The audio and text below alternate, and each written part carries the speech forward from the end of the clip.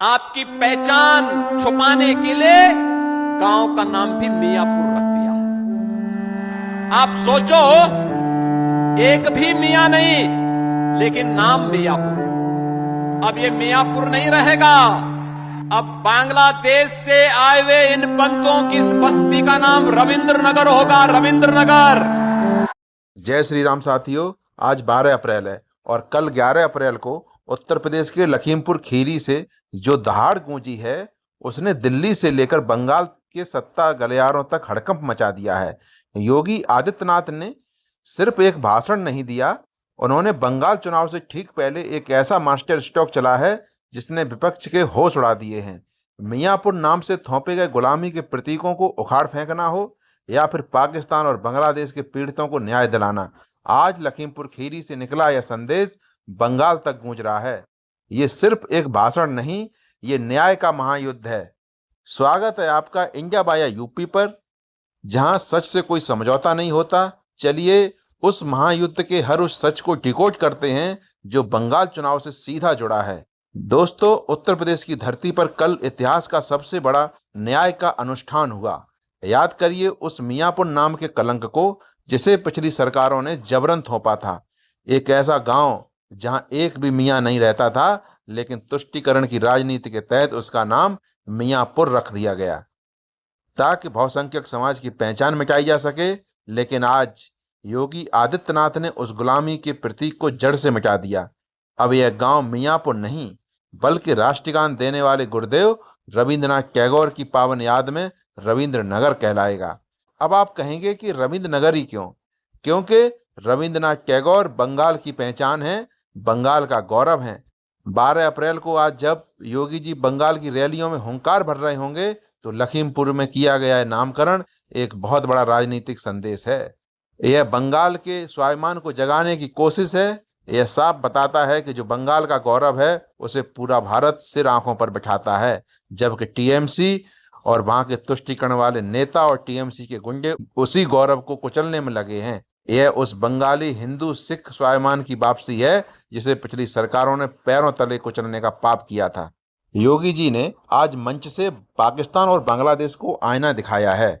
उन्होंने साफ कहा, विभाजन के समय और 1971 की उस खूनी त्रासदी में जो हिंदू, सिख, बौद्ध और जैन परिवारों का नरसंहार हुआ, वो दुनिया ने देखा है। आज भी बांग्लादेश में हिंदुओं की निर्मम हत्याएं हो रही हैं, उनके घरों पर दरिंदे कब्जा कर रहे हैं, उनकी बेटियों की आबरू लूटी जा रही है।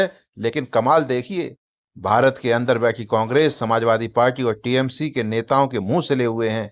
क्यों? क्योंकि मरने वाला हिंदू है। इन्हें अपने तुष्टीकरण के वोट बैंक के खोने का डर है। योगी जी ने दहाड़ते हुए कहा, जब कोई हिंदू जलाया जाता है तब ये दल मौन हो जाते हैं, क्योंकि इनका पूरा अस्तित्व ही हिंदुओं के अपमान और तुष्टीकरण की नींव पर खड़ा है। योगी जी ने आज विपक्ष पर चौतरफा हमला बोला। उन्होंने कहा कि 70 साल तक कांग्रेस और समाजवादी पार्टी ने आपसे वोट तो लिया, लेकिन आपको आपका अधिकार नहीं दिया। ये वो लोग हैं जो सरदार पटेल की जयंती पर तो नाटक करते हैं, लेकिन देश को तोड़ने वाले जिन्ना का महिमा मंजन करने से पीछे भी नहीं हटते। सीएए का विरोध करके इन लोगों ने साबित कर दिया कि ये कभी नहीं चाहते थे कि उत्पीड़ित हिंदू सिखों को उनका हक मिले। टीएमसी का जिक्र करते हुए योगी जी ने साफ कहा कि बंगाल से लेकर यूपी तक ये विभाजनकारी ताकतें आज भी अपनी शरारत से बाज नहीं आ रही हैं, क्योंकि इन्हें पता है अगर हिंदू एकजुट हो गया तो इनकी तुष्टीकरण की दुकान बंद हो जाएगी। बात सिर्फ पाकिस्तान, बांग्लादेश तक की नहीं, बात लखीमपुर की उस धरती की है जो आज महाराणा प्रताप के वंशज थारू समाज को अपना हक दे रही है।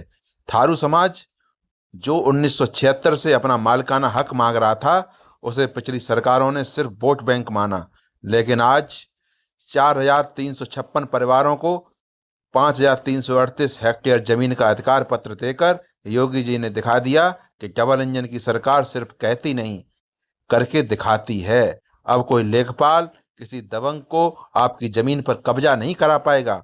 आज आप अपनी जमीन के खुद मालिक हैं। आप किसी के आगे हाथ फैलाने वाले भिखारी नहीं, बल्कि स्वाभिमानी उद्यमी हैं। योगी आदित्यनाथ जी ने आज मंच से आखिरी चेतावनी दे दी है। उन्होंने कहा कि माफिया और गुंडे जो कल तक पर्व और त्योहारों पर दंगे कराते थे, वे अब या तो जेल में हैं या मिट्टी में मिल चुके हैं।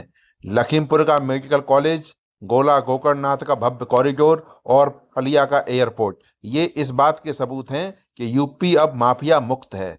उन्होंने मंच से ऐलान किया कि जो भी माफिया दोबारा सिर उठाने की कोशिश करेगा वो मिट्टी में मिलने की तैयारी खुद कर ले। थारू हस्तशिल्प को वैश्विक पहचान देना हो या किसानों के निजी नलकूपों का बिजली बिल माफ करना, योगी आदित्यनाथ ने साफ कर दिया कि संवेदना और कठोरता का सही मेल क्या होता है। आज का यह दिन उन स्वतंत्रता संग्राम सेनानियों को भी समर्पित है जिन्हें काला पानी की सजा मिली, लेकिन उन्होंने स्वाभिमान नहीं बेचा। आज जब 65,000 से अधिक विस्थापित परिवारों को मालिकाना हक मिल रहा है, तो समझ लीजिए कि नया भारत अपने अपनों को कभी अकेला नहीं छोड़ेगा। लखीमपुर की इस पावन भूमि से आज राष्ट्रवाद का जो शंखनाद हुआ है, उसकी गूंज तुष्टीकरण की राजनीति करने वालों के कानों में बहुत दूर तक जाएगी।